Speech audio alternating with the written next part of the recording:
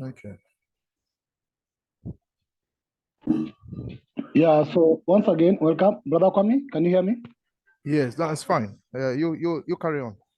I was just Now, I've checking. started the recording. Can start us off, maybe Yeah, welcoming the members, then I can take it over from there. yeah, that's fine. You carry on. Thank you.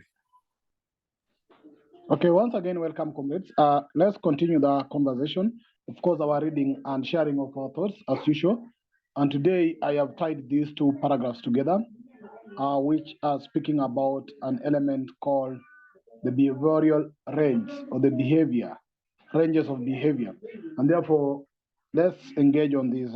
So, as usual, let's get one member who is willing to read for us the paragraph, and then from there, we'll share thinking as what we used to do or what we always do. So, we'll read the two paragraphs. They are a bit linked on the same concept, and I will request that anybody willing, please unmute yourself and read for us the two paragraphs.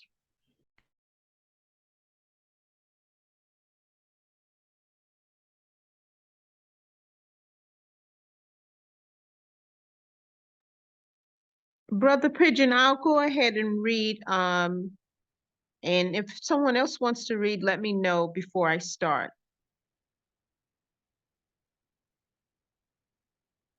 Okay, please go Okay, ahead, Sister Portia. no worries. I like reading. Okay, here we are. I have made mention of the way in which ideology requires definite ranges of behavior. It is difficult, however, to fix the limits of these ranges. Still, the impression is not to be formed from this difficulty that the ranges are not definite. They are as definite as territories, even if on occasion border uncertainties arise between territories next to each other. Obviously, there are at least two senses of definiteness. The one sense is mathematical. In this sense, a range of conduct is definite if and only if every item of conduct either falls unambiguously inside it or falls unambiguously outside it.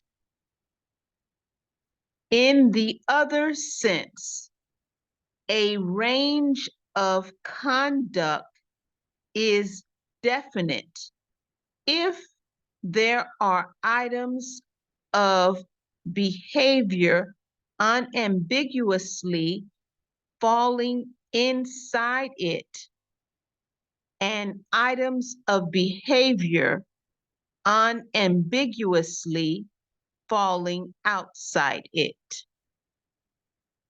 Any ambiguity that there is must only be at the extremes. Pardon me.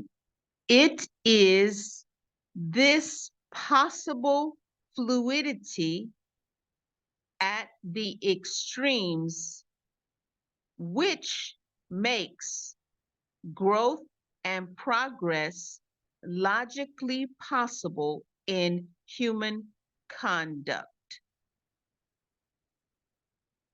Every society stresses its permissible ranges of conduct and evolves instruments whereby it seeks to obtain conformity to such a range. It evolves these instruments because the unity out of diversity which a society represents is hardly automatic. Calling as it does for means whereby unity might be secured, and when secured, maintained. Though in a formal sense, these means are means of coercion. In intent, they are means of cohesion.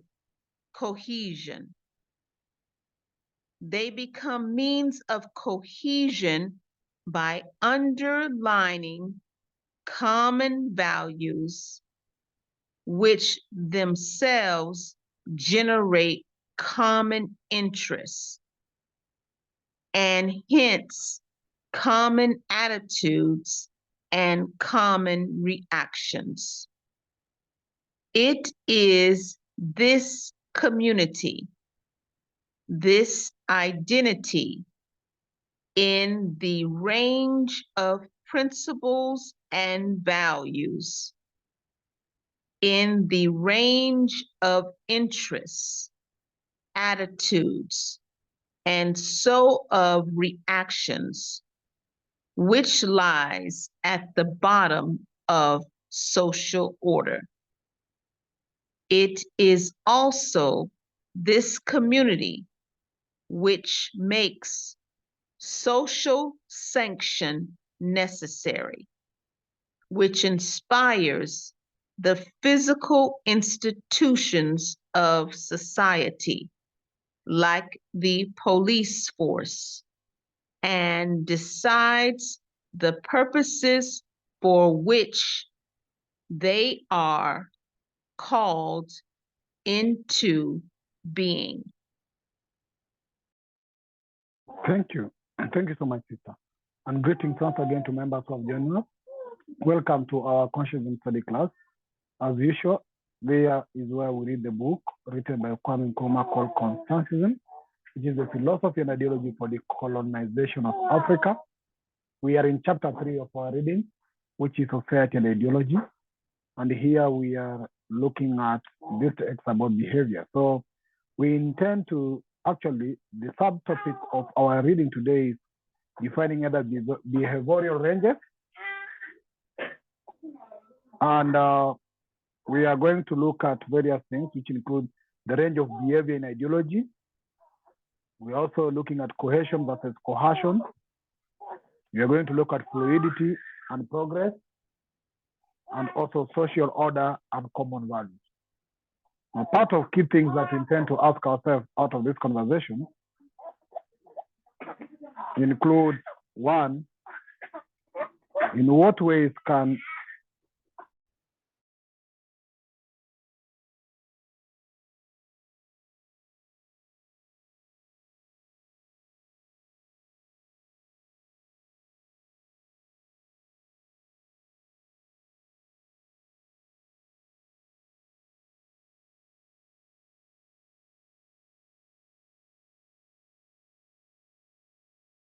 no, sorry, can you hear me? Can you hear me? Brother PG, you went off for a few moments. but we can hear you now. Okay, thank you. What I was saying is that some of the key interesting things we are going to look at in terms of questions include actually, in what ways can the definitiveness of ideological behavior ranges be observed in modern society? Are there examples where ambiguity at the extreme has led to progress or conflict? So just bear in mind such things, including another thing that we need to bear in mind as we even have the conversation, is that how do societies today use instruments of coercion, e.g. things like media, education, legal, or police to maintain unity? And are these always effective? Can a society maintain unity without such form of coercion or cohesion? And why or why not? And how do shared values and interests shape reactions to social functions in our community or in our society? So these are part of few things that are coming up here. So we don't restrict you on how you share your thinking, but actually just some of the things that you also need to think about even as you move along with such issues or such things of maybe key point. But we don't define how you share your thinking. So just to give a wrap up on this, so please, members, and I think Brother Kwame is in. Brother Kwame, please. Yeah, can I request Sister Portia to read again? Because what I heard was really tough. But if we don't mind, can we read that passage again? For the benefit of all of us. Yes, it doesn't matter who reads, but I want you to read. Okay. If it's read again, that would be great. I think I will read very slowly. Let me read it again slowly. We can all digest what is being read. Thank you. Thank you. Here, Brother Elder Kwame Nkrumah says, I have made mention of the way in which ideology requires definite ranges of behavior. It is difficult, however, to fix the limits of these ranges. Still, the impression is not to be formed from this difficulty that the ranges are not definite. They are as definite as territories, even if on occasion border uncertainties arise between territories next to each other. Obviously, there are at least two senses of definiteness. The one sense is mathematical. In this sense, a range of contact is definite if and only if every item of conduct either falls unambiguously inside it or falls unambiguously outside it. In the other sense, a range of conduct is definite if there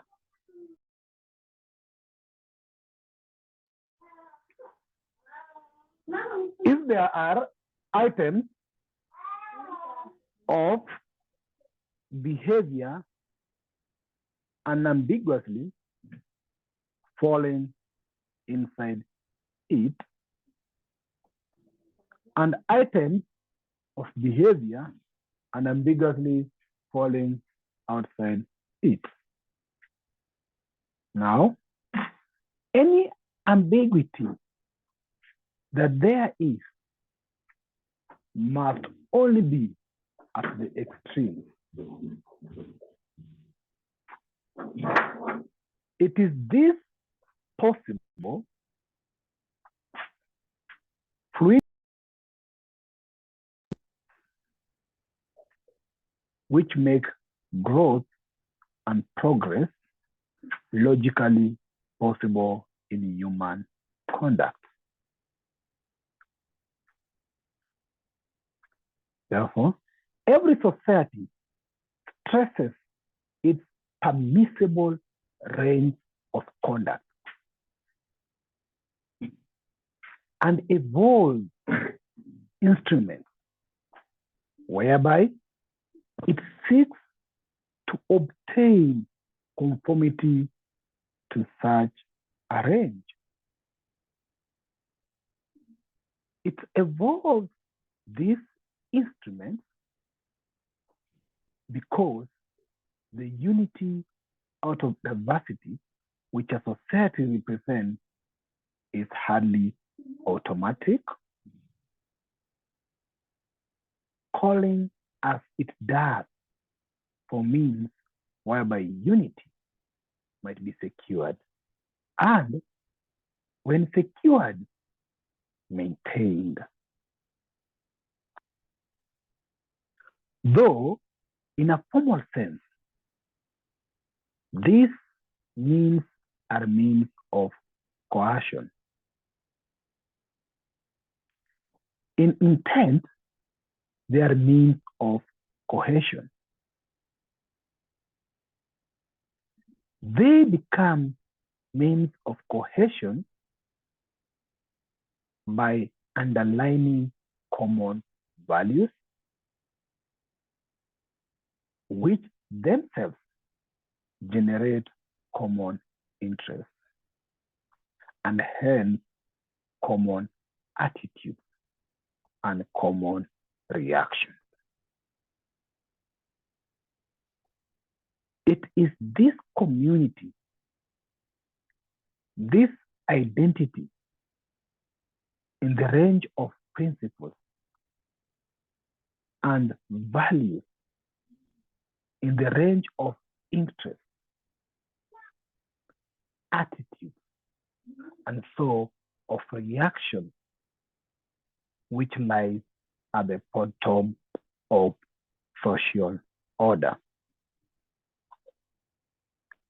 It is also this community which makes social function necessary, which inspire the physical institutions of society, like the police force, and decides the purposes for which they are called into being. Brother comment?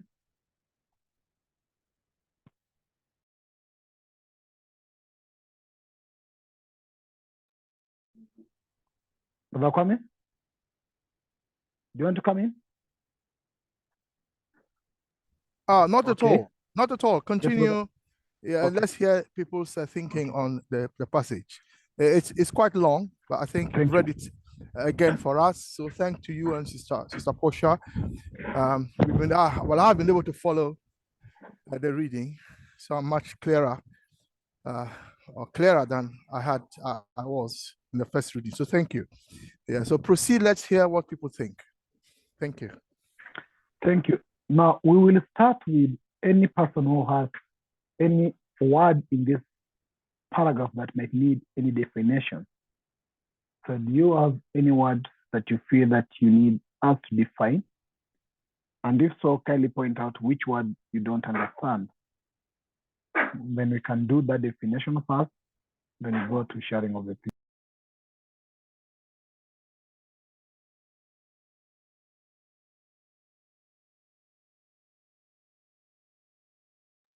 Okay, silence means everybody is okay with the word.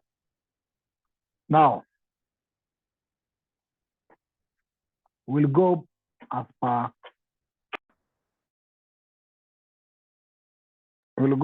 the list we have, unless somebody feels that they want to come very fast to start us off. If not, let's go by the list of attendance we have here. So we'll start with, I've always tried of late to start with the people who always come last. So I'll start with Elder Sam. Elder, let's start with the wisdom of the elders first. It might help us digest the paragraph as we move along. Elder Sam, are you in a position? Thank you.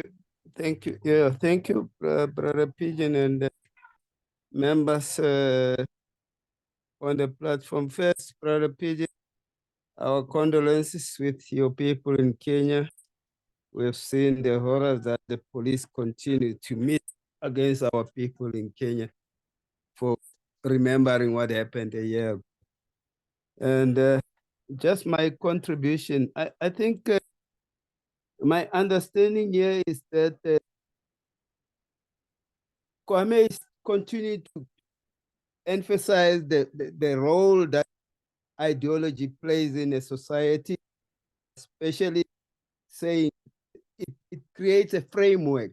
It creates where everything hinges in that society. And we already learned and know that there will be constant struggle even within that framework. And that is why he's talking about there should be instruments to measure what happens in that framework.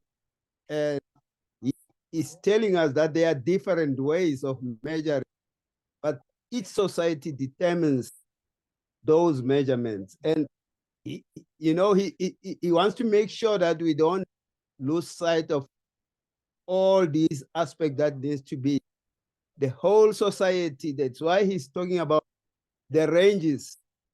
There should be no ambiguity within the ranges. You know, it's like when we say you cannot mix apples with horses, for instance. If a range has to apply fully, it should be a range which what fits within that sector, and then what does not belong there must be out. So in our society, when we determine according to the ideology, we must make sure that the framework is suitably measured, and the ranges that, and because society is like that, like what he says, there will always be a measure of error in everything. Like when he says the territory, there's always border dispute, even if we know that this is the border between Kenya and Tanzania, but there's always an error of even in our societies, these ranges of our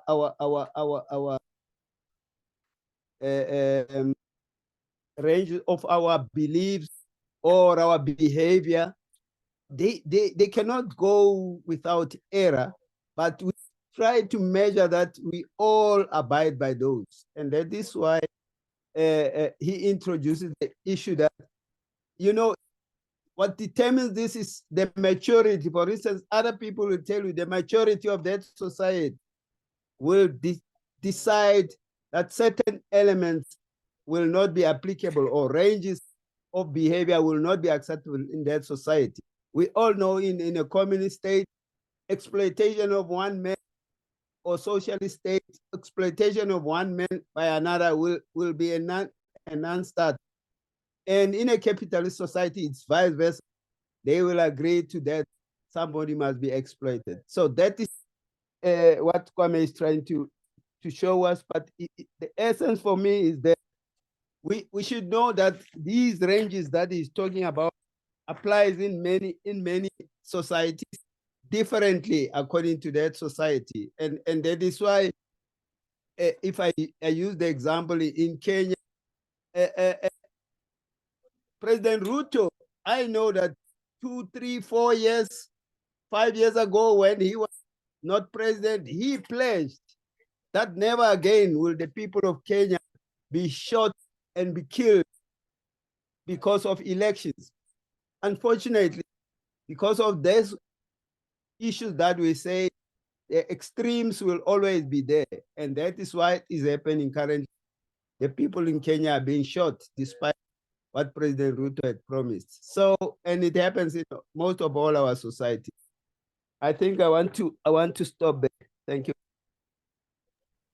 Thank you, Elder Sam. I want to engage you a bit on some few points here. It's a long paragraph, of course. One is how does society then balance the use of those either cohesion and coercion and through their shared interests? And two is this ambiguity at the extreme of behavioral range, what does it play or how does it enable the society to grow or move forward? This ambiguity at the extreme. So those two, either the coercion element and cohesion, and this fluidity and progress, where the ambiguity comes in at the extreme. What do you think about that? My answer to you, brother Keegan, is that, you know, in human behavior, there's no absoluteness. There's no absoluteness, and as I said, it depends on the society that we have. In other societies, what comes first is cohesion, cohesion, where you use force for people to comply into what you are coming with. You know, it is not. There's no society where everybody says yes and everybody agrees. In China, you will still find people who say they are not. They are anti-socialism, anti-communism. In Russia, the same thing. Here in South Africa, you'll find people that says there's Pan-Africanism. No, we are for this. And that is where you'll find that the rules and regulations that the country, that the institutions that the country puts in place. In our case, we start with the constitution of the country, where you have the core values of the country enshrined.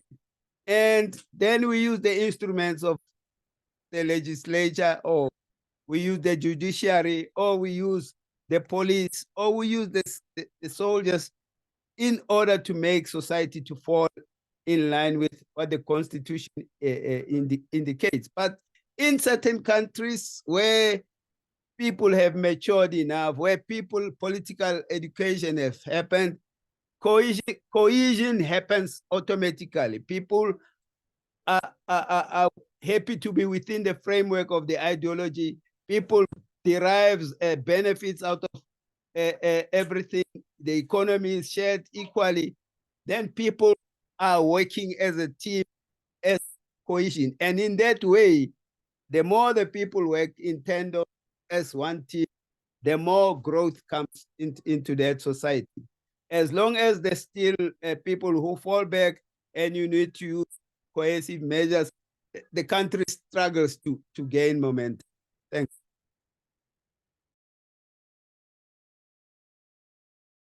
Thank you so much, Elder Sam.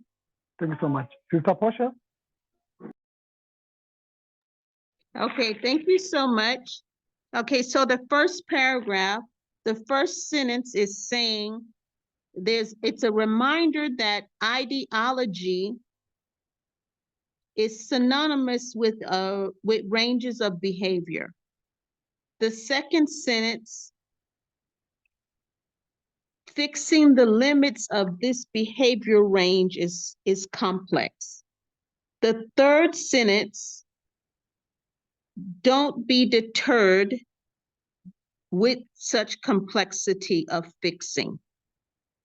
The fourth sentence, behavior range is definite. And then this example is given around territories, even borders with uncertainties. The fifth sentence says there's two senses of definiteness. And then the sixth sentence gives an example of one definiteness, which is mathematical. The seventh sentence goes into how this is definite. And the example I can give, though I have been challenged on this, is 1 and 1 is 2, moja and moja, and mbili. So maths is absolute. And then the eighth sentence just concurs that. Then the ninth sentence says, wait a minute, there's always room for an anomaly. So there is an exception to each rule. And then the 10th sentence says, in that exception to each rule, there is a chance for change. And I think of like the racial capitalist system or systems here. So very oppressive systems. So there is a chance for something to change that system. That last part was my opinion. And then the next paragraph goes on to say that society, so the first paragraph was very, very theoretical. That's my opinion too. Then the second paragraph goes into kind of practical points. Society determines, so the first sentence, and now this is not my opinion, society determines people's conduct. And that conduct has that determination or those conducts to be followed. If they're not followed, there are ways to enforce that the conduct is followed. So there's a price that goes with it. And then if there's a price that goes with it, if not following the rules of conduct, a price to pay, pardon me. Second sentence is that level of enforcement, it is evolving. And this is in terms basically of maintaining unity or securing unity. The third sentence basically says the road to hell is paved with good intentions. And then the fourth sentence goes back and forth, coercion, cohesion. It has these common values, common interests, attitudes, and reactions. And when I'm seeing that, it looks like almost a hierarchy.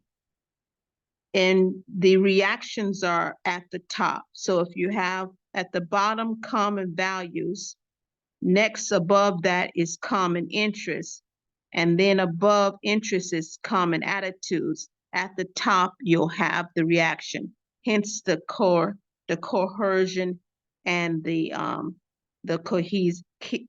cohesiveness.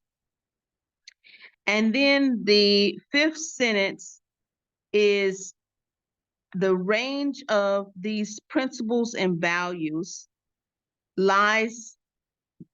which lies at the bottom of the social order. So this goes back to my earlier point of maybe the possible hierarchy there. And then the sixth sentence brings up an interesting point, is that you're going to have, again, this enforcement. And the example that's used, it says, like the police force. And my question to Professor Kwame Nkrumah is, why would he mention like the police force? I yield. Thank you. Thank you. Thank you, Sister Posh. It's a good question that we must ask ourselves. And any member will be coming in to share their thinking. Why do you think police force has been used here? Maybe we go extra mile to ask ourselves, what is actually the role of a police force in a society?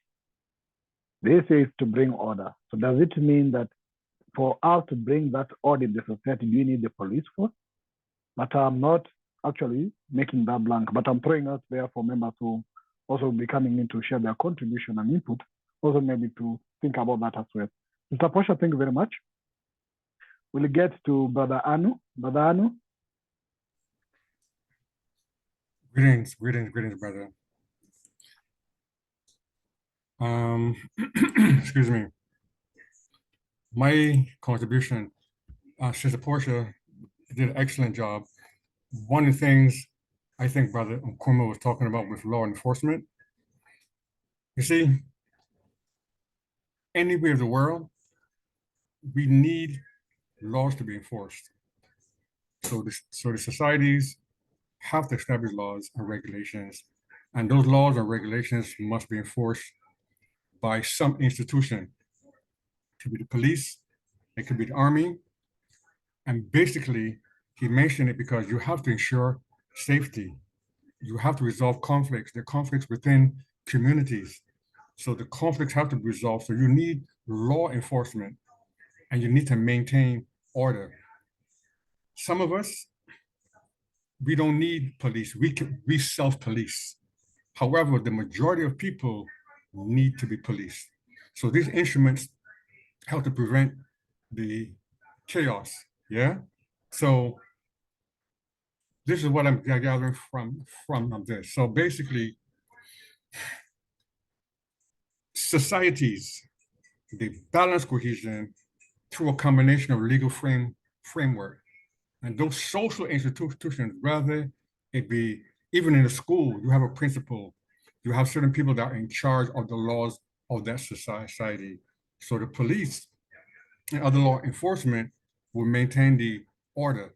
You have to also try to build trust and a kind of like having shared values as well would prevent you from breaking those laws that someone would have to come down and say, you know what, I need to enforce this law because you're breaking those laws.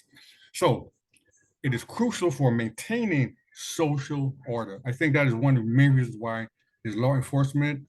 And then we have to also be socialized through the institutions as well.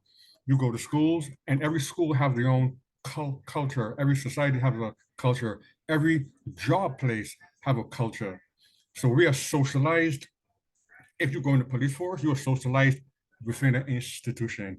If you go to a school, you are socialized to the culture of that school. So we got law enforcement, we have socialization through institutions, and then we have to promote social cohesion. So like what I'm trying to do, I'm trying to build a community-based.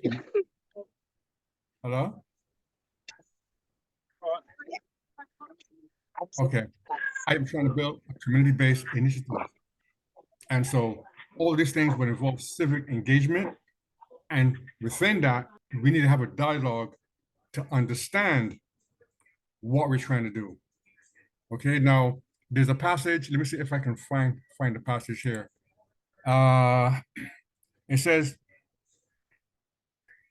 in this community, this identity in the range of principles and values, in the range of interests, attitudes, and so of reactions, which lies at the bottom of social order. At the bottom of social order. It doesn't mean that it is that, this is what Brother Kwame said. It is not at the bottom, but what it's really saying is that these things are not the bottom, they're at the foundation, okay? So the common values, interests, and attitudes provide a foundation, which he referred to as the bottom for social order, by promoting cohesion, establishing norms, fostering trust, and those kind of things, and facilitating collaboration. So when these are contested, these can lead to social conflict, you see? So what we need to do is to build social cohesion, establish social norms, foster trust, support social order, and promote collaboration. And it's only when they're contested we have issues. Then we have the social conflict, the reduced social cohesion, the erosion of trust, the challenge to social stability. So the brother's on point. The brother is totally on point, and I enjoy reading this piece of work as well.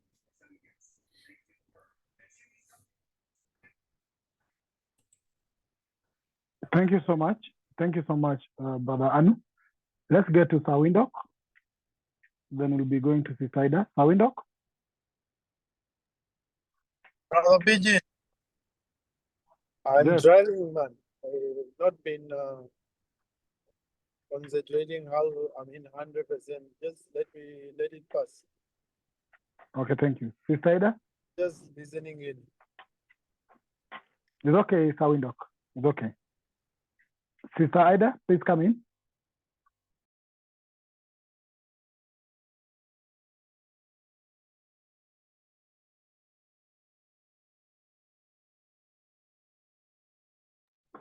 Sister Ida?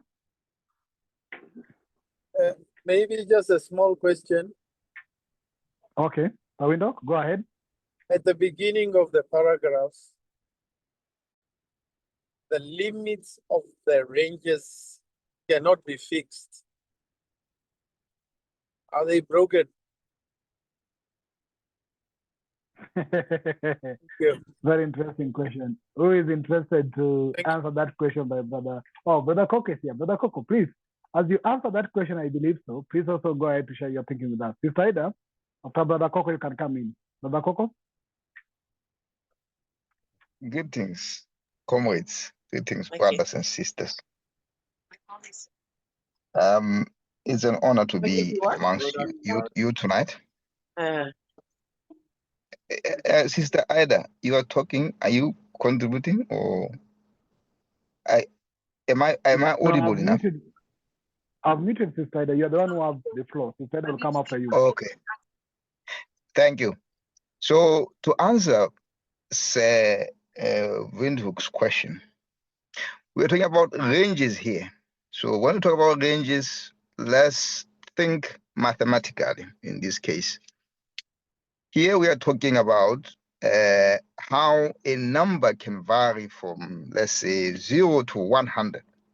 Okay, so to make it simple, a range, if you define it in a statistical sense, is a maximum, take away a minimum in a sample which you have. If you have a sample of scores that the children get in a say a maths exam or a Swahili exam, you want the range of their scores. The range of your scores will be the difference between the highest and the lowest of those scores. That is a range.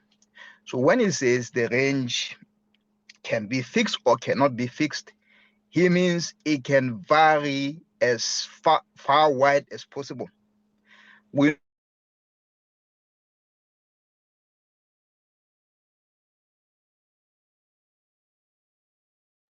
Brother Coco? Brother Coco? me? Brother Am I Coco? audible? I'm still here. No, we lost you. We lost you a bit. Really? Yeah, on the fixing of the ranges. On the fixing of ranges, you're not very clear. Go ahead. Okay. So as I said we had an example of scores in a maths exam or a Swahili exam, in which the range can be fixed between 0 and 100 in this case. But in ideology, we are talking about the human behavior here. And within that human behavior, you cannot give it a score. You cannot give it a score that you can quantify. So a range can vary as wide as possible depending on the society which you have. But when you have the ideology, and that ideology is what we agree as a society to work towards. Let's not forget that before we were talking about a social contract.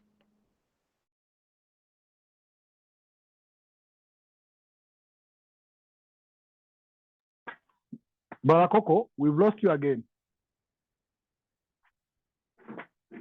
Brother Coco? Brother Coco? Fine. We've lost you again. Okay. And you're back. Maybe there's something. Hello, can you try speaking? Okay, Brother Coco, please try to work on your audio, then you'll come back. Now you are in and off. Now you are audible again. Okay, I've removed the Wi-Fi. Hopefully the mobile will work and you can hear me better. So where did you lose me? Was I talking about the human behavior, or was I not there yet? Now you are starting the more human behavior. So you can proceed from there. Yes. We are talking about something which is not quantitative in this case, is qualitative. That's why you cannot fix it.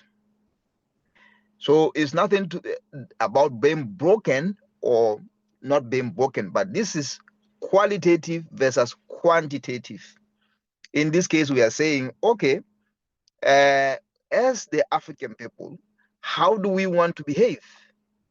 what is the identity of an African?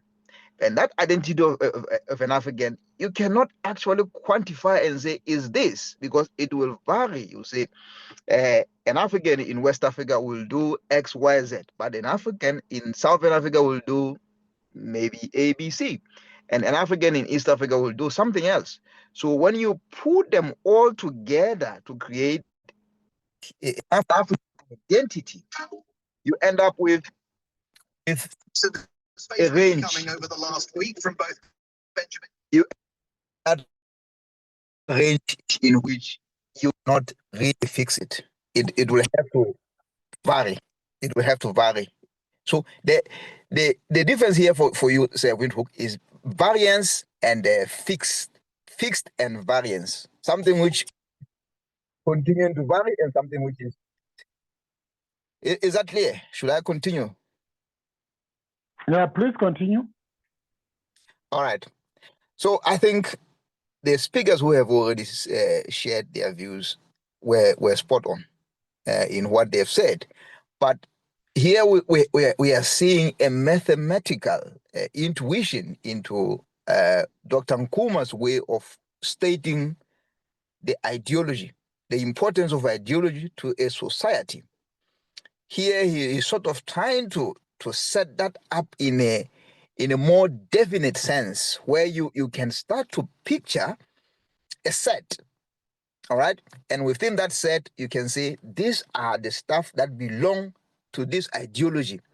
And then you go into another neighboring set and say these are the stuff that belong into that ideology. All right. And that ideology is what guides the society, that guides how the society functions. So that's why he talked about common values. He talked about common interests, because these are the key components of what creates an ideology. And you end up with those things by coercion in some cases, but the intention will be cohesion. So let's not forget that. There is coercion here where you are going to force things to happen, because we said a dominant ideology will always win, or the society will agitate towards the dominant ideology if there were many ideologies around. Let's not forget that, okay? So this is why there is coercion, but that coercion is working towards cohesion. Here where I live in England, they have been talking about how England is becoming a nation of strangers, because they see some of the immigrants coming not wanting to conform to what you see as a Britishness or British values. All right. So this is where, as a parliament, they will start to make laws and say, this is what we have to do, this is what we expect someone who comes and lives in Britain to do and behave. It's more or less what he is trying to tell us, that we will have an ideology, but that ideology will guide how society is formed. But of course, there will be some extremes within that ideology which we are talking about. But how we manage those extremes is a case of, as a society, will be determined by us, right? So let's take, for instance, in Kenya, right now, there are protests. If we were in an Ubuntu society where we realize that these are our brothers and sisters, we will protect them as the police. But if we are hell-bent on protecting the politician, protecting the interests of the investors or anyone else who is not Kenyan, we don't care about the human life. We don't care about those who are protesting. In fact, we are going to crack down on them to make sure they conform. So that's where the coercion comes in. But that coercion, in the end, is intended at the social cohesion, to make a society which sort of thinks more or less in the norm. By the norm, we mean there is that range that you come back in. So before I close in, let me talk about something which the statistician a lot talks about, normal distribution. Under a normal distribution, we say behavior is normal.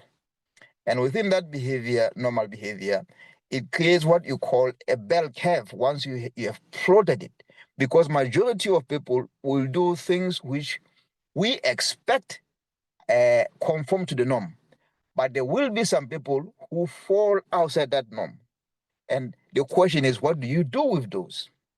But in a capital society in which we live, we are being sort of directed or led by those who are in the extremes. Those who can make more money, they can make more money at the expense of everyone else who cannot make more money. And those people who are at the margins as the vulnerable people, who cares about them? Who cares about them in a capital society? But in a socialist society, it's different. We care about those at the bottom, we care about those at the top, and we try to bring everything to the center, to the norm. That's why I think Brother Anu talked about socialization. So let me stop there. Thank you. Thank you, Brother Coco. Thank you very much. Let's get to Sister Ida. Sister Ida, we are in the first phase of every member sharing their thinking. If you are able to share, please, when I call your name, go ahead. Sorry, I'm on the move, so I can't. I'm traveling, so Okay. sorry. That's noted, Sister Ida. Noted. Okay, let's get to Sister Myra.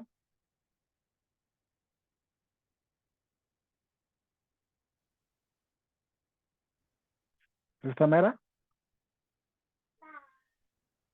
Are you speaking, sister? I can't hear you. Thank you, Brother Kwame. I'm just catching up because I wasn't able to be. Can you hear me? Yes, I can now hear you. Okay, Sister Myra, you will work on your audio, but I'm getting that you're catching up. So I hope you'll be coming back again towards the end of this. Thank you. Let's get to next person in my list. Jeranunaki. As the interim Son of the Lake.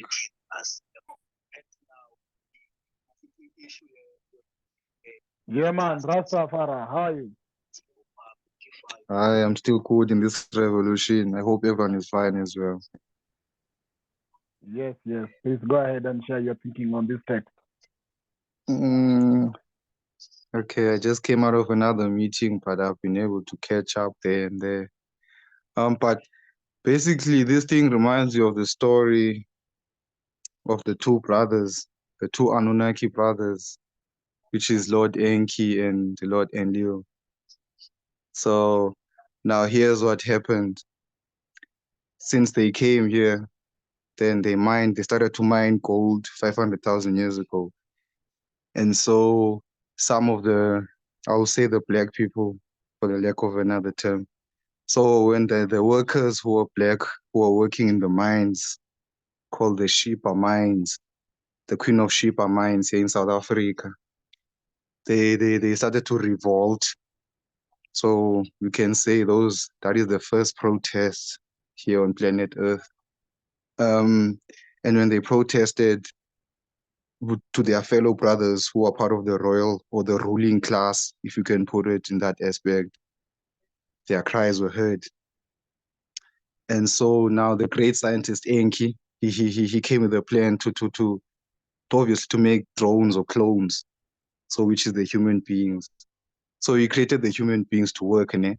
But now the problem, we're talking about ideology. Now the problem between these two brothers was that Enlil, who was the one who had the rulership over Earth, was concerned about the creation of humans because he believed that when the humans procreate, they're going to overthrow us as the Anunnaki or as the black people who own the world. So, but the brother who Enki, the creator of the humans, was adamant and say that no, but the humans, they can evolve and be good people, just like us. They can have morals and ethics and stuff. And then the flood happened. And then after the flood happened, and then I'm summarizing it so I can finish now. Then when the flood happened, the Enlil, who wanted the humans to basically be extinct, yeah, well, didn't happen the way he wanted, or he ruled in the meeting of the Anunnaki to happen, because his brother Enki, he made sure the DNA of the humans was preserved through the one, you know, all of us, the so-called Noah and the Ark and stuff. So when the humans survived, then they had an ideological warfare, because the humans were integrated in the society of the Anunnaki, there were certain kind of conducts that had to be rearranged. Let me make an example. Let's say 7,000 or 8,000 years ago in the African society, we had more activities that were outdoor in the sun, burning sun, than we do now as we integrated in the white society where everything is done indoors out of the sun.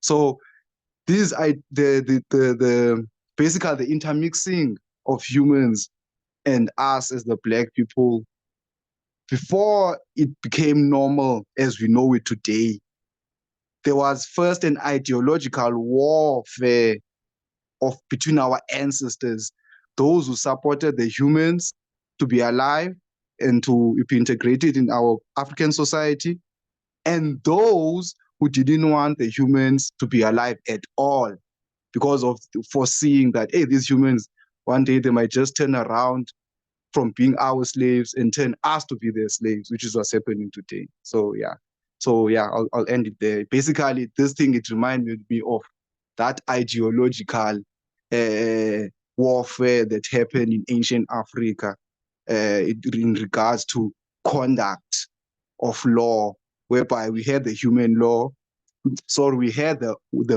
law of man, or the law of Bantu.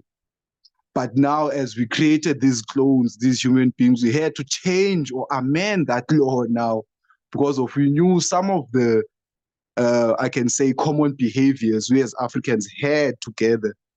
The other races or ethnics or outside of Africa, they cannot maintain those behaviors. Yeah, but so we had to amend them so that they can also be part of it. Thank you. Thank you, Jaranunaki. Let's get to Sister Grace Chisomo. Sister Chisomo.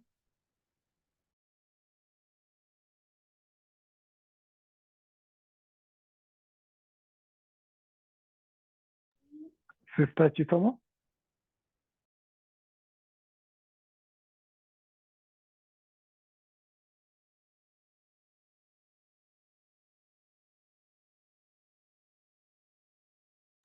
Sister Chisomo, once more. Okay, let's get to Theo Bafana. Theo Bafana. I'm on the road. Okay, sister, that's well noted. Thank you. You can take advantage of the chat. If you can text anything, if you're driving, it's okay. We'll allow you just to listen. But if you want to speak anything in between, just let me know so that you can come in. We are still having around 37 or 47 minutes to the end of our session. So any of those minutes you can easily come in. Theo Bafana, I believe this is your first time joining us, so please, you can unmute yourself, introduce yourself, and maybe contribute to our conversation if you can.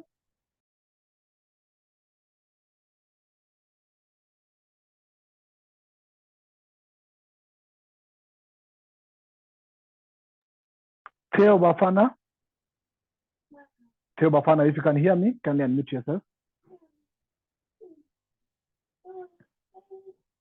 Okay. Then we'll go to Elder Glenn. Elder Glenn, please come in. Share your thinking. I know you had asked a question on whether we know the origin of police officers, but please, you can also share that with us as you share your thoughts on this paragraph. Elder Glenn?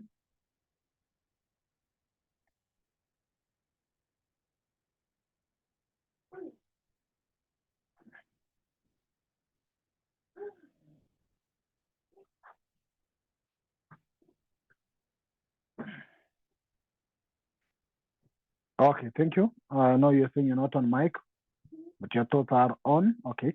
Anytime, feel free to take advantage also of the chat space if you like, and if you want, or if you're able to unmute yourself and contribute, still feel free. We still have more time to be here, so you can come in anytime.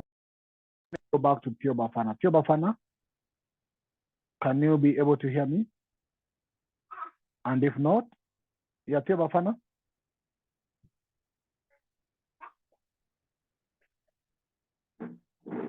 Yeah, you are unmuted. Please go ahead.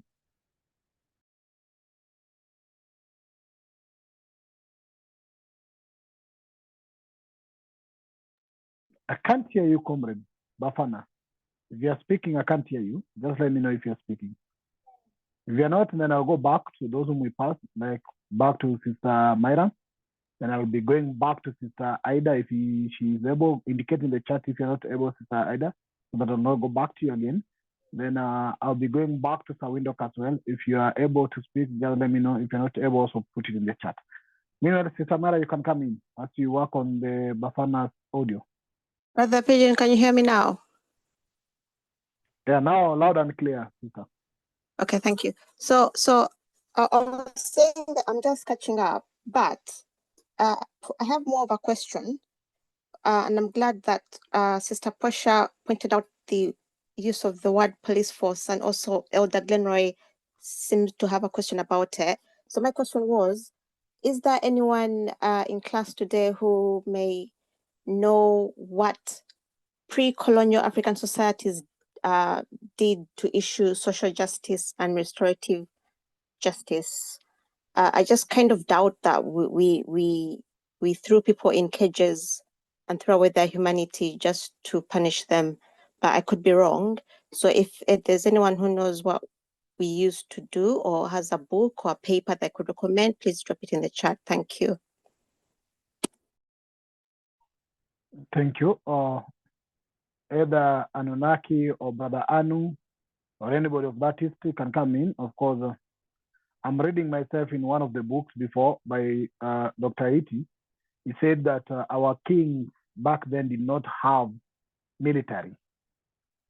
So we were not in the standing of a military profession. So the king did not have the military that he could use, or maybe police forces that he could use in order maybe to keep people into captivity or into punishment. And maybe it's because there was sometimes no need for such military. Maybe they're thinking that why should we be going to the level of fighting each other? But I know anybody who might want to do. But of course, society must always have a way to punish wrongdoers. Maybe anybody concerned or anybody with information about that can come in. So who said that again? It's in the book by Dr. George Aiti himself, describing the traditional Africa, the indigenous African society. And what did he say on this question of punishment? It said that not all African kings had to retain a military, a standby military that could be used as either means of dictatorship by either putting people into punitive measures. That's what he said. That also some communities, especially the kings or the heads of the community, do not have a standby military officers, maybe that they might use in terms of men of security or something like that. That's what he says in some communities. And I can maybe look for a direct quote on that. But yes, you can come in, Brother Kwame. I was just trying to attempt to that question since Samira was asking. No, it's fine. Just to remind you, the time is 18 past 8. And I think a lot of people have yes, spoken yet. We are having still. No, I've gone through the list with Brother Kwame. So maybe you were not in. Everyone has spoken, yeah? Yeah, 2 people were not able to speak, and I think they're working on their microphone. That was including Brother Gleroy and a comrade by the name Bafana. I think he has left or is around Bafana. And Sister Chisomo has indicated that she's driving alongside the Sir Windhoek. Okay. Yeah, so at this particular moment, you can come in to share your thoughts because actually, Glenroy now has a microphone, so you can come in. Elder Glenn? Elder Glenn, unmute yourself, please. Okay, a minute. It's okay. We'll give you that minute. Meanwhile, Sir Windhoek, still you have to confirm if you are able now to speak, just let us know. Same to Sister Grace. And any other person who did not speak in the first round can always come in. But Elder Glenn, once you sort out your microphone, you can come in.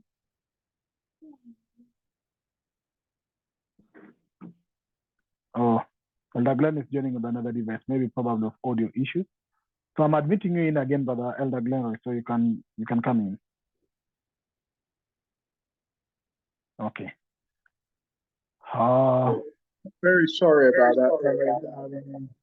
that. I'm having to use two devices because the microphone on my PC is not working.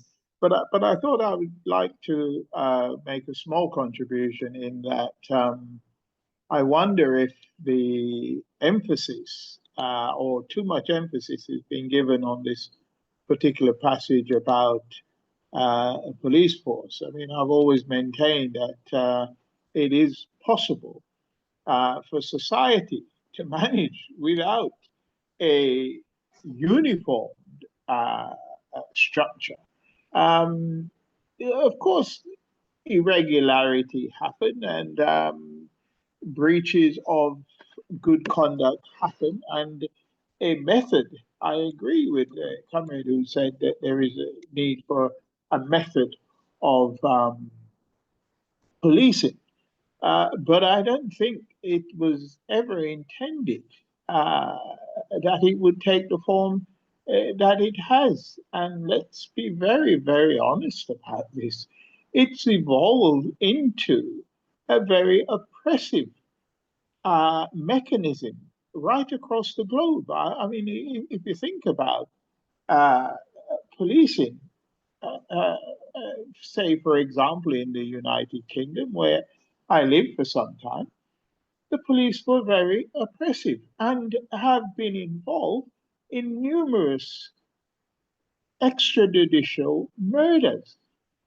People don't want to call it that because I don't think there's ever been any process whereby, except one, where they were found guilty, and then they appealed the process and said, oh, they didn't speak at the original trial, so they should be given another chance to speak. And then when they spoke, they were found not guilty. I think they're probably still policemen.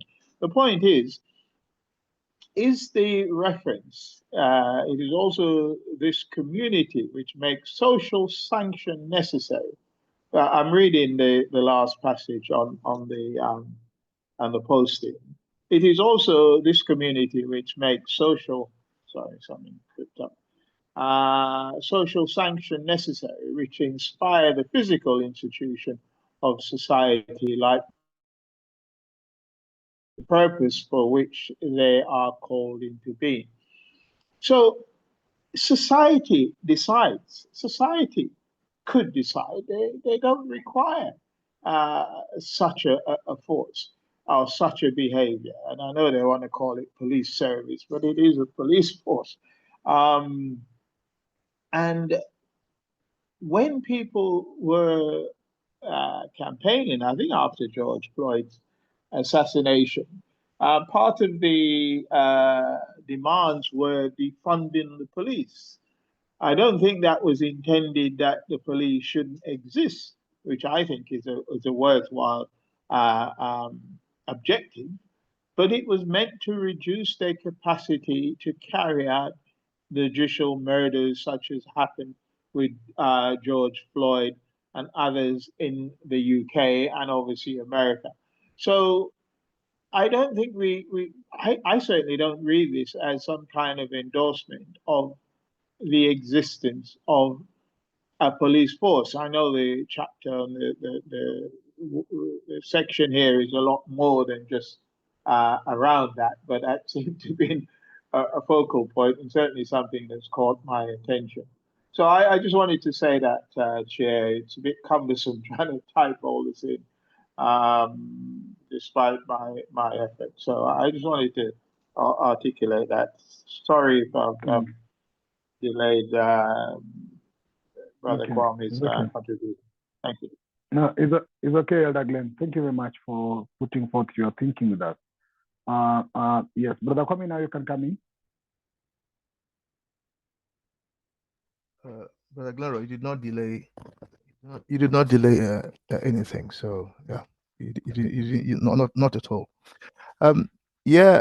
So I got a sense that you've heard from everyone. Is that correct, Brother Pigeon? Yes, from Brother Kwame, from I what you got, said.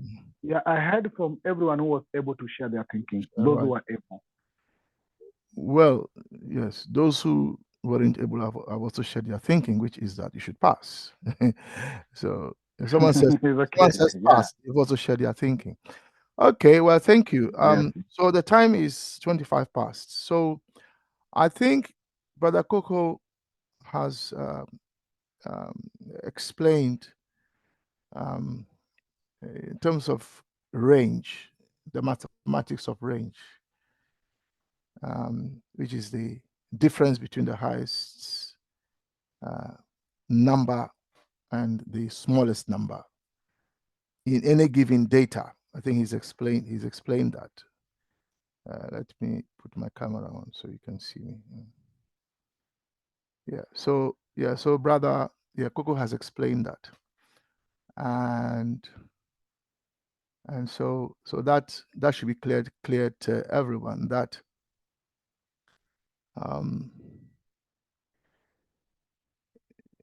so there is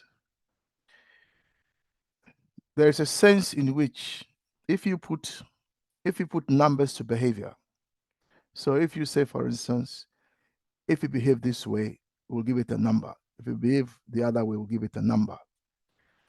And then and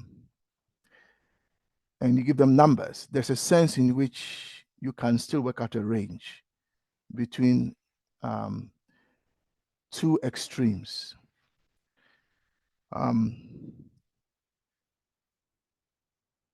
So range is meant to give us a sense of where data lies, and even qualitative data can be quantified and given a range. So in terms of behavior, the chapter mentions two, doesn't it? The mathematical and the non-mathematical. And the thing with the mathematical is that it's very definite. So if the range is 2 to 10, then 1 is not part of that range, and 11 is not part of that range. In fact, 10.000001 is still not part of that range. But then the question may arise: what if it is 10.0, 100 zeros and 1? Isn't that really 10?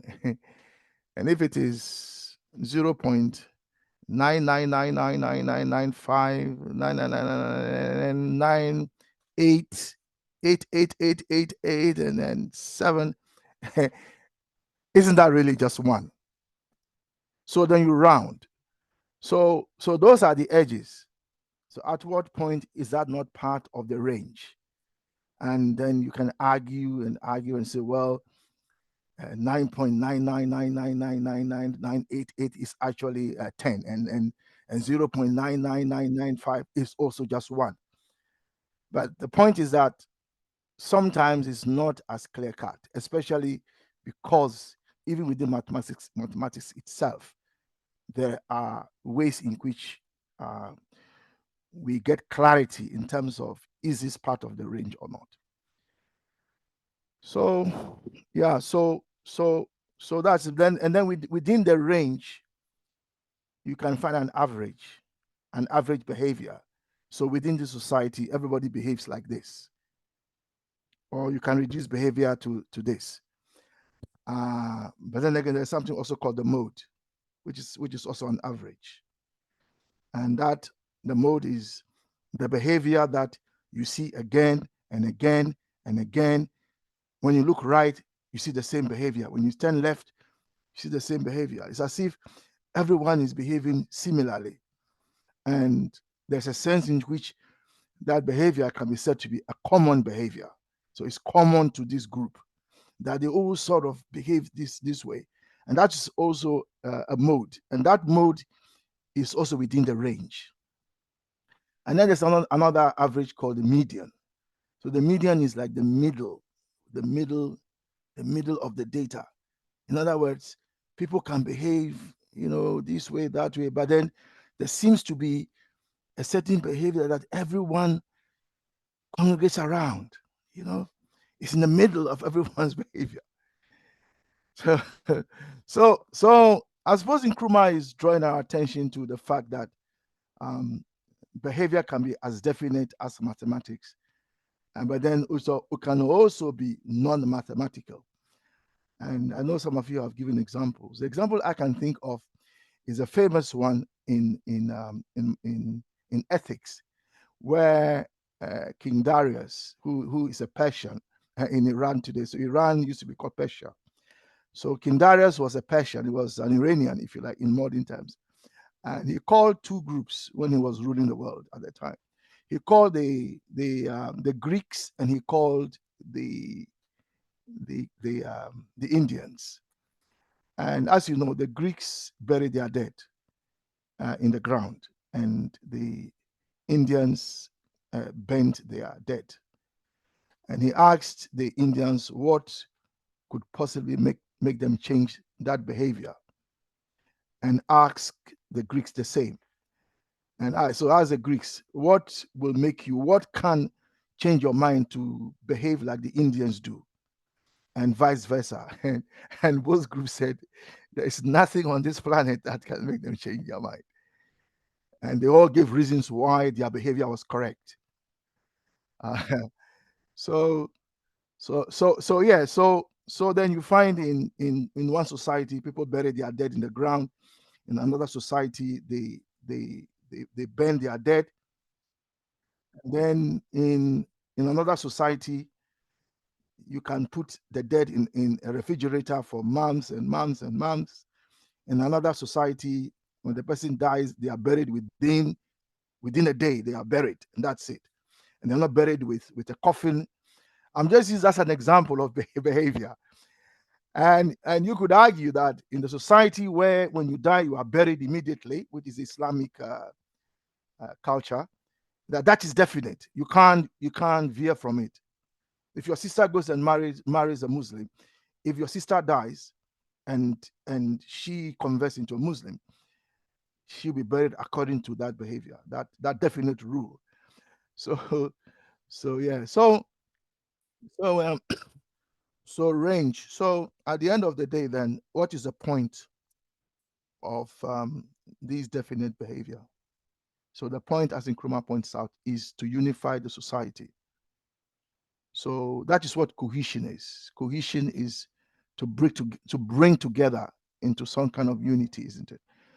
So that is the point of cohesion. Cohesion is to bring together. Co is together, as you know, and so then you want to unify the society, and you can't unify the society if members of the society are all behaving differently. If you see what I mean, if there is no common behavior.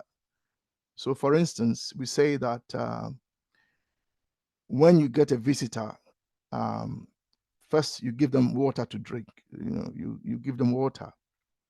That when you receive a visitor, and then when you receive a visitor, you don't. And then these people do, those people don't. I'm just using that as an example. Then there is no commonality, and so you come to my house, I won't give you water. I come to house, you give me water. So which is which? And so there is some level of confusion as to what we should do.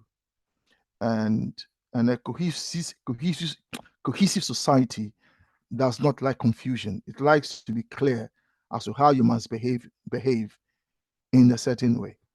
So the whole point is to unify society. And every society has its sense of how it wants its members to behave.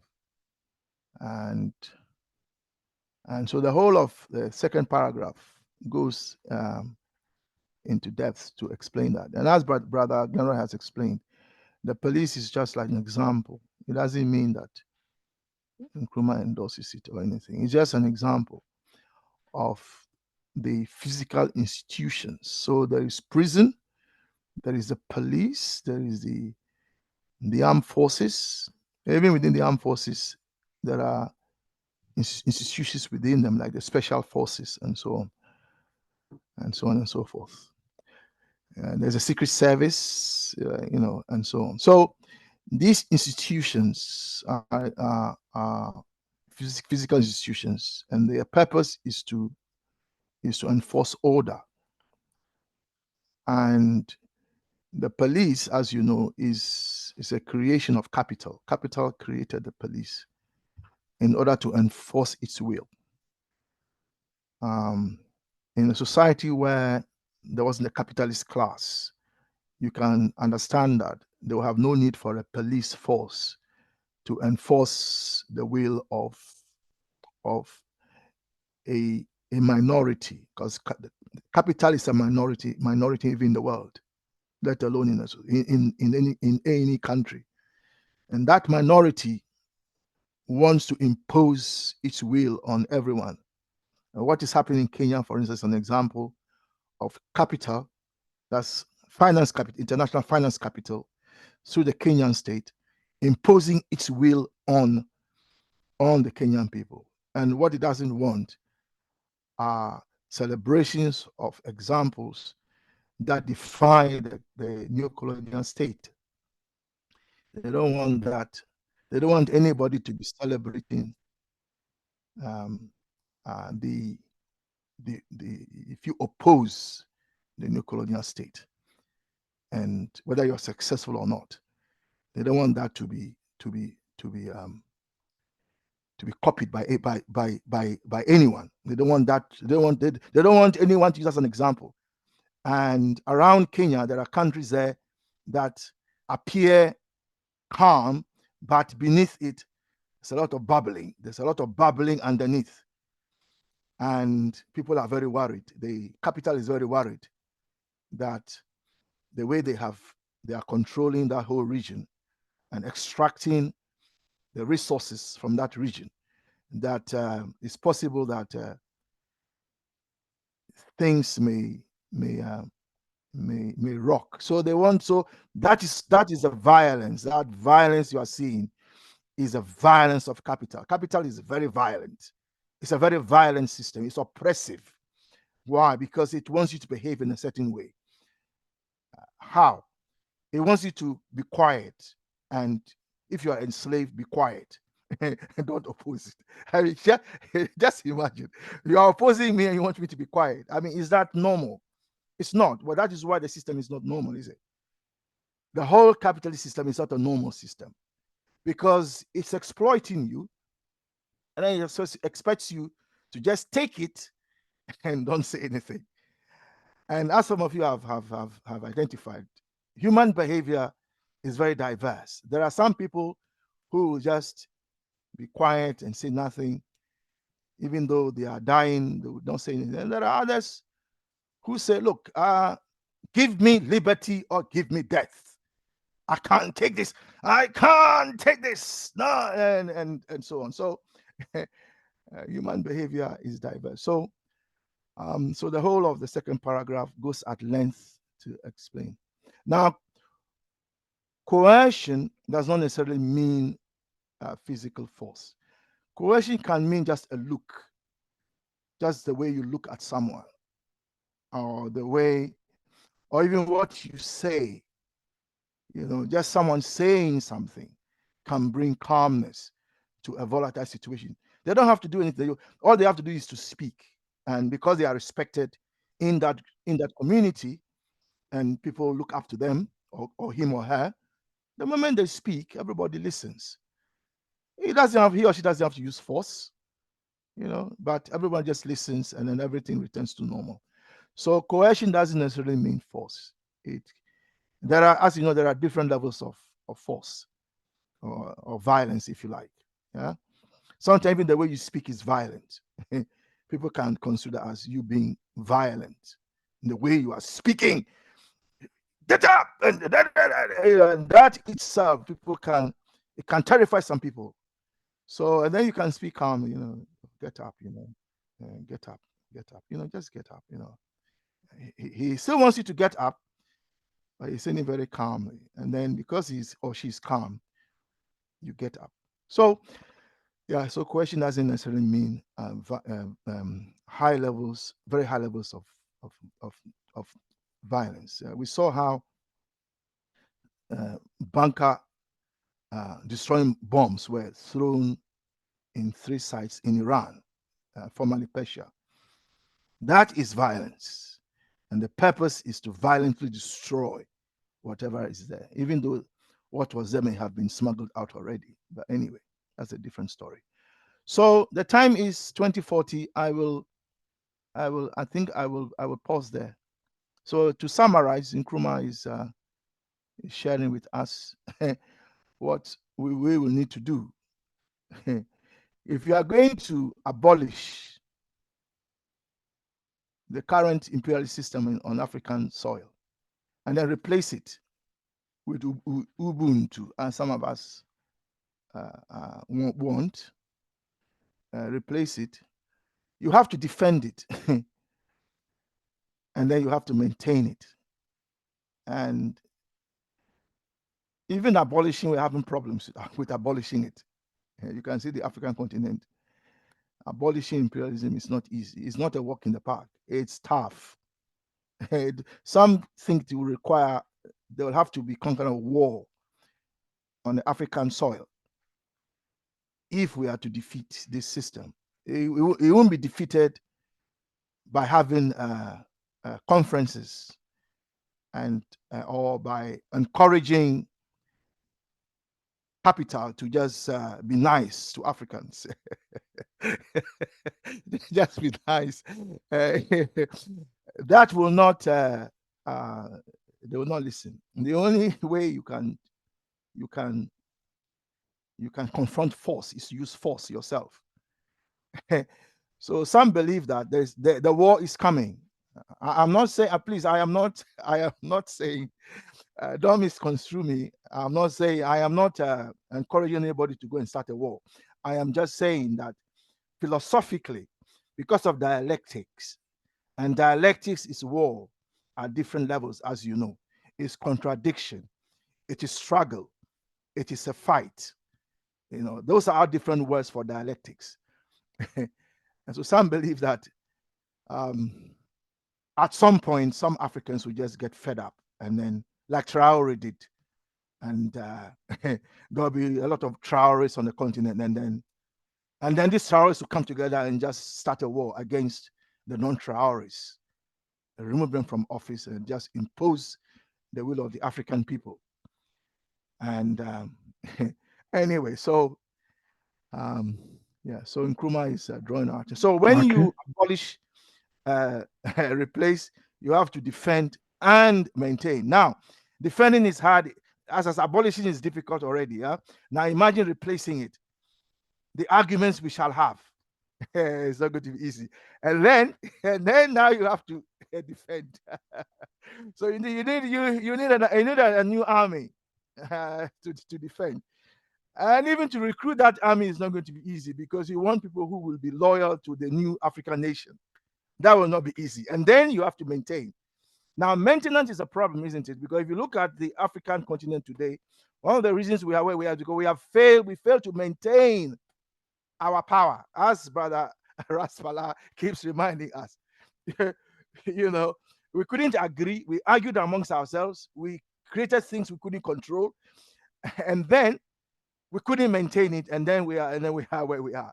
So maintenance is going to be another problem. So, so brothers and sisters, get ready. Thank you.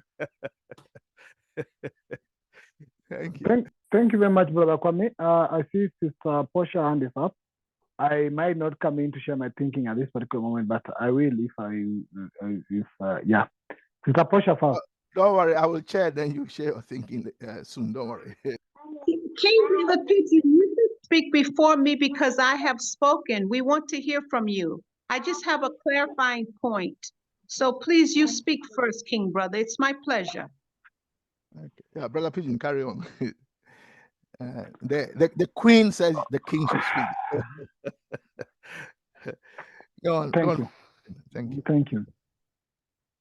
Yeah, to me, I actually agree on the level of ranges of behavior. I didn't know the mathematical aspect. In fact, it reminds me of range in mathematics, which I feared more sometimes back. I know many people have the fear of math, but I'm seeing ranges of behavior in terms of course, the behavior and actions of people in a society. For example, in my country here, the people from my community have a definite behavior they are known for. And the people of other community, for example, the Kikuyu community in my country, people know how they behave. And people will tell you, why are you behaving like a Kikuyu? And you ask, so what is a Kikuyu? What is that Kikuyu behaving like? And they'll tell you, Kikuyus are economical oriented. They think about money. They are all about money everywhere. And then people will tell you, you're behaving like a Luo. And you ask, how is a Luo living like? Some will tell you, in fact, people from my community will say, Luo is a lifestyle. It's not a community. It's not an ethnic group. It's a lifestyle. And people will tell you, like, people will even quantify that if you belong to another community and you're not a Luo, as long as your lifestyle looks like Luoism, then you're a Luo by lifestyle. You don't have to be of that community, which means then there's some particular behaviors that a community has set up as norms of those communities, and they become the silent. You remember when you were reading about sometimes back the silent rules of a community. So, and still doesn't mean that in the group of Luos and what is known outside there as their common behavior, it doesn't mean everybody in that community behaves so. So you can find still somebody who is a Luo who behaves like a Kikuyu. If you say Kikuyus are money-oriented, you'll find a Luo in a Luo community who then are believed to be extravagant. People who live a high life. People who spend their big English and speak English that people in my country cannot understand. And people will be driving and they'll be telling you, you're driving a German machine, but this is not a vehicle. This is a machine. You see, so that lifestyle they are known of. People will then go to big wedding and float dollars. They don't use shillings. So you see, that lifestyle doesn't mean that everybody in that community still use the same amount. So there are still some Luos who don't live that Luo life, which means even in a society, what I was feeling in terms of ranges is that you cannot be able to fix all those behaviors. There will be people within a common behavior in a society, but they not behave the same way. And for example, the country of Tanzania has been known to have a common behavior. So everybody in Kenya knows that Tanzanians are people who are very polite.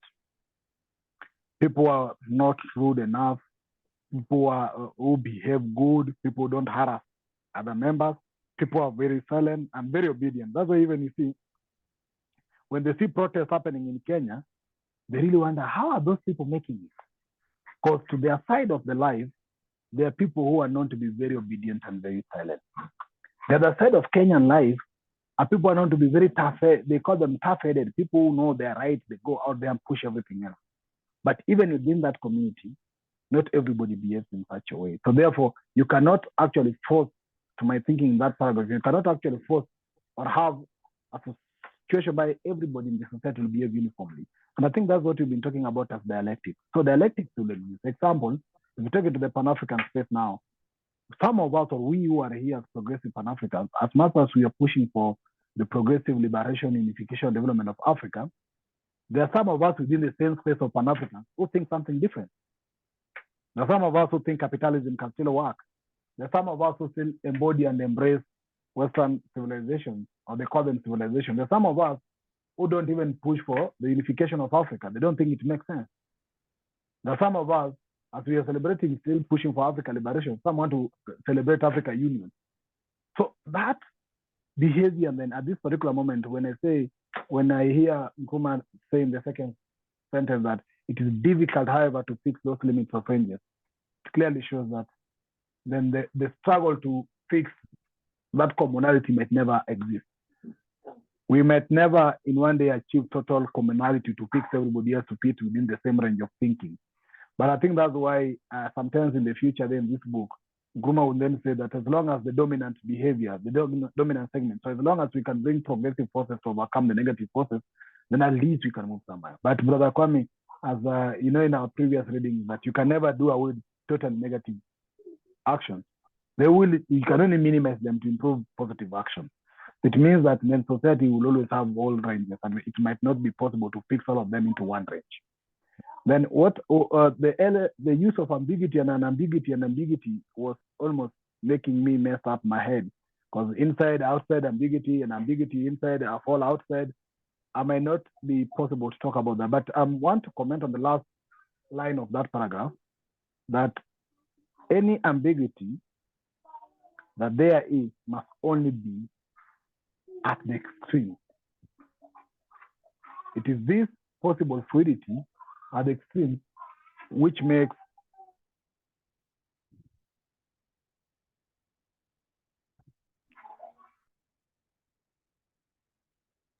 it's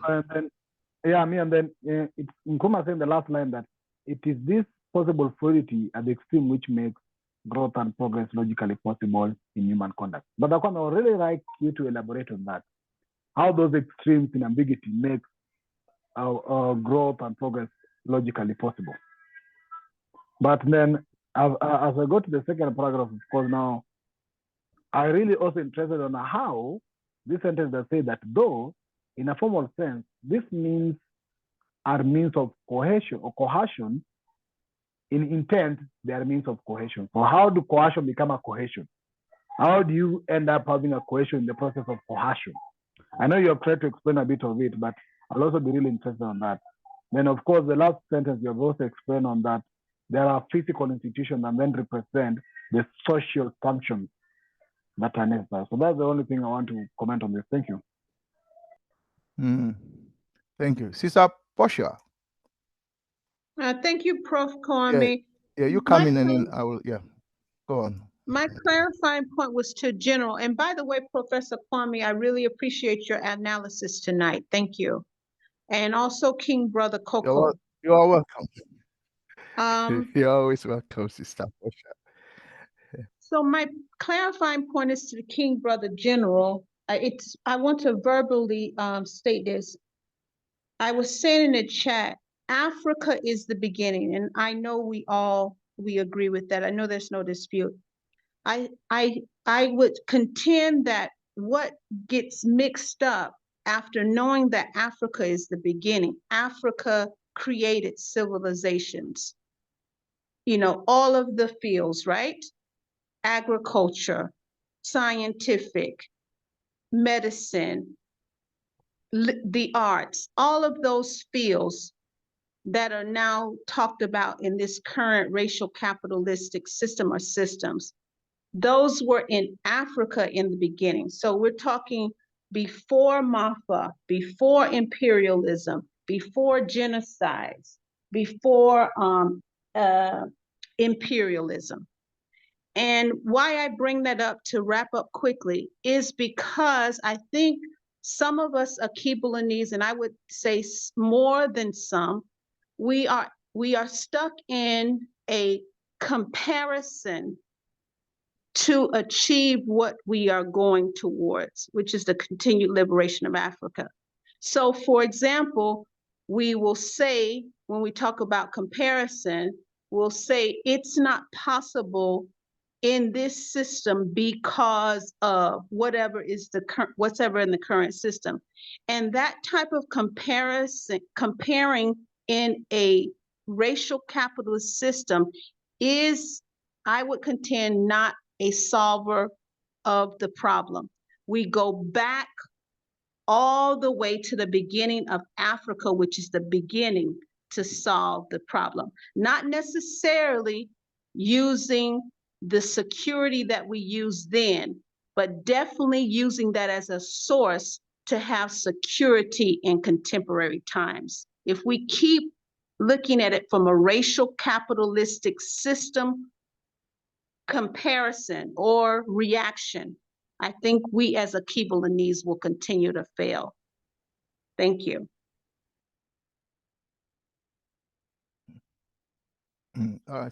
Sister Portia, thank you very much. So the time is now 20:54. Brother Pigeon, you asked a question. Yes. Is it okay with you if we pick it up next week because of the time? It's okay. If that's okay with you. But I'll put it down so that I can remind you. Yeah. So yeah, because of the time. If I want to explain, I mean, I can say a few words and then we can continue next week. But yeah. Prof, I'll remind you next week, and I'll remind King Brother Pigeon. I can do good. that. Oh, excellent! Because of the time, so that but well, yeah. So let's do that next week. All I can say at this point is that even though there are definiteness of conduct, and yet we have seen society grow and develop. And the question is, how is that possible? If there is a definite set of behavior in a community, how did that community then evolve or change? So that's something we need to. So it's a very important question. So let's deal with that next week. Thank you. So Brother Pigeon, let's hear the announcements. I will let you know what. Oh, the Saturday is industrial development, I believe. Yeah, that's this Saturday's session. It's on industrial development. Thank you. Yeah, let's hear the announcements. Thank you, Brother Pigeon. You need to unmute yourself and share the announcements. Okay, thank you. You can hear me? Yeah, we can hear you indeed. Yeah, thank you very much, Comrade. I think, as some have said, we have been able to have a very robust conversation. We appreciate all thoughts shared. As we always maintain, is that this is a first space actually, for members to share their thinking, and we don't judge their thinking. As Brother Kwame always say, we only come in sometimes when we need to clarify on facts, because as much as also we share thinking, sometimes we don't allow, maybe we are scientific anyway. So sometimes we can only come on facts to shed light on that. But I really want to appreciate Brother Pigeon. Brother Pigeon. Yes. Since you've mentioned, let me do some clarification, because we've been around for a long time, and Brother Glenroy has borne witness to that. We didn't start yesterday. We started in a physical space in South London before we moved online when COVID came. So we've been around for a long time. And so let me clarify this. And I'm in a position to clarify because I and Brother Omowale started CSG. Yeah. Now, we are saying that when we read, share your thinking, it doesn't matter what your thinking is. We don't care. You can disagree with what we've read. If that is your thinking, okay, that's fine. But what we're also saying is that in as much as you may disagree, somebody else may also disagree with you. But we share that disagreement respectfully, and so on and so forth, and in a safe space. But what we are also saying is that sharing your thinking is not the same as making factual, historical statements. You understand? That is different. You can't come here and tell us that 4 + 4 is 10. And then we will say, okay. And you say, well, that is my thinking. Well, we don't care if that is your thinking. Frankly, we don't care. So we need to differentiate between sharing your thinking on a matter that requires human thought of diversity. That's fine. But there are facts that you can't come and tell us that this is a fact when it's not. Then you expect us to say nothing. And then when we say something, you get upset. So I just thought I'll clarify that, Brother Pigeon. Thank you. So thank you very much, comrades. And thank you, Brother Kwame.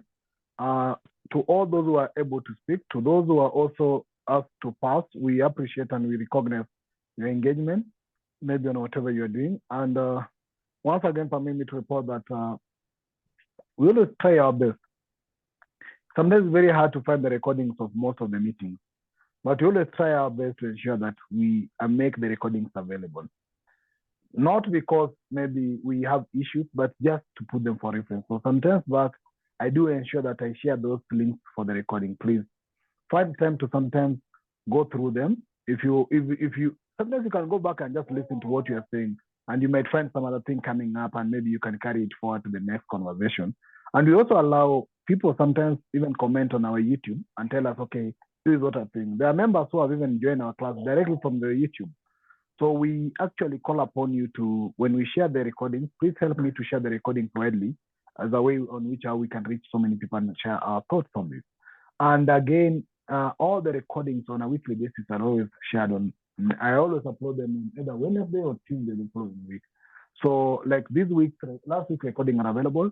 This week recording will be available next week. So that's what I'd like to say for now. And yes, back to you, Brother Kwame. Join us maybe on Saturday, we have a session.